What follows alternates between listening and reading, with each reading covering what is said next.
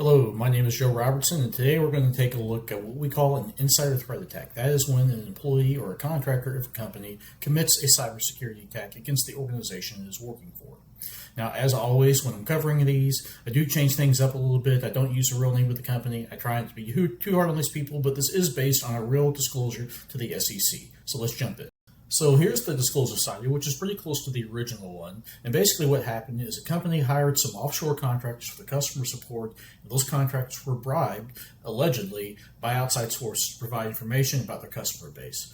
I have a few issues with the statements here, so let me tell you what they are.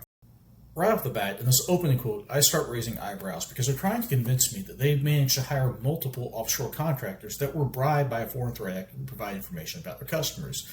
Did you really have multiple people bribed, or did you hire the threat actor out of the gate? There are many reports of North Koreans posing as U.S. citizens or remote employees and getting hired. That seems more likely to happen here than hiring multiple people willing to accept bribes.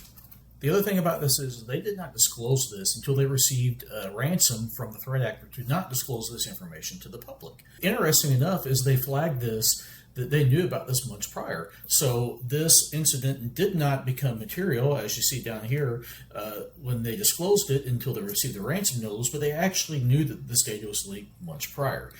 Is that all right? Is that within the regulations that we're supposed to abide by?